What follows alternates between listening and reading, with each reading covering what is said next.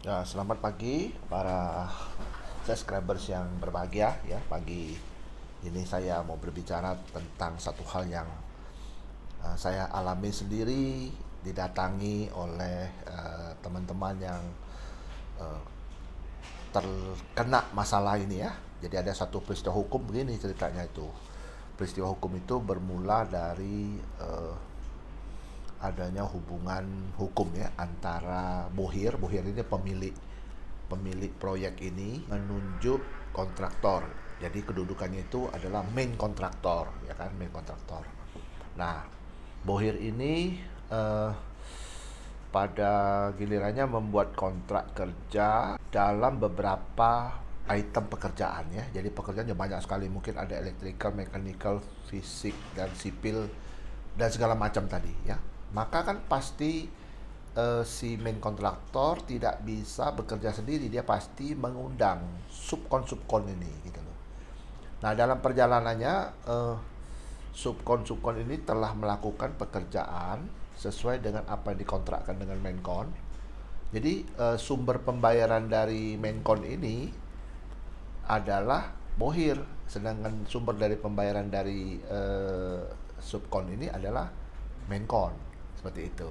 Nah, jadi ceritanya begini, ada peristiwa begini.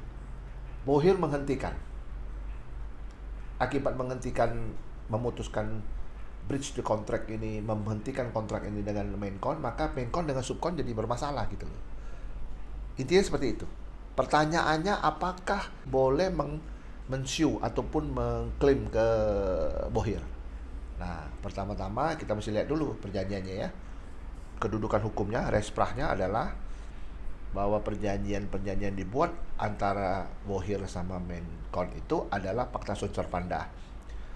Itu adalah perjanjian induk. Dasar perjanjian induk itulah ada perjanjian turutan ya antara Menkon sama Subkon.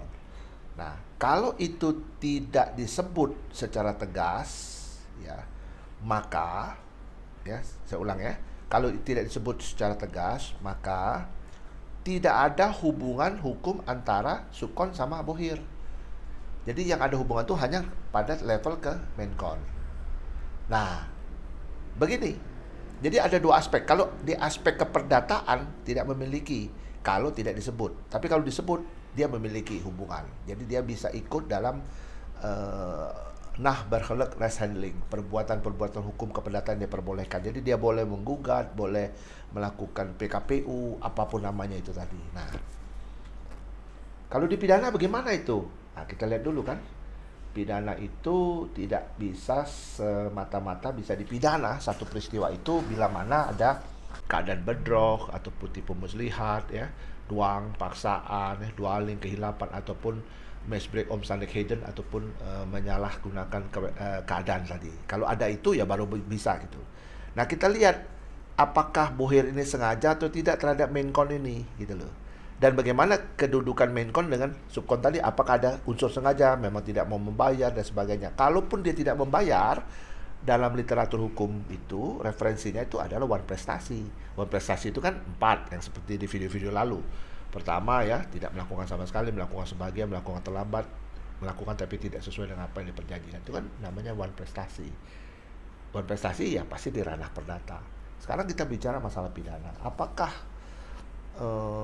Menkon bisa mempidanakan Bohir yang sengaja dengan etikat buruk? Oh, bisa.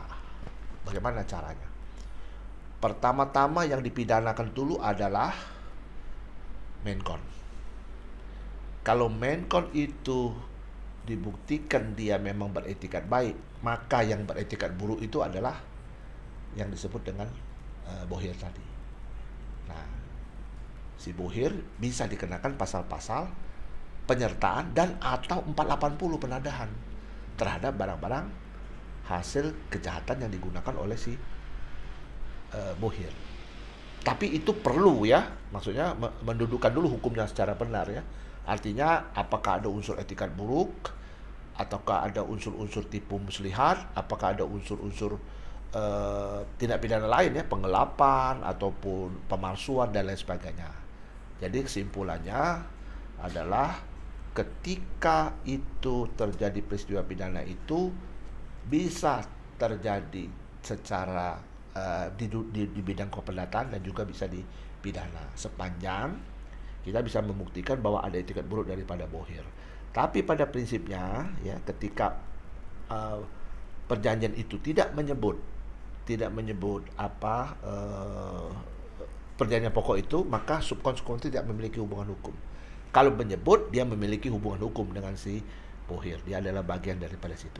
Namun, secara material, bila dibuktikan barang tersebut ada di tempatnya Bohir, maka si subkon itu bisa melakukan langkah-langkah hukum berupa penyitaan terhadap barang di mana barang itu berada.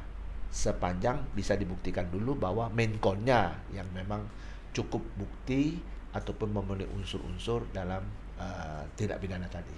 Demikianlah penjelasan dari saya. Semoga bermanfaat, menambah wawasan dan tetap semangat dan sukses.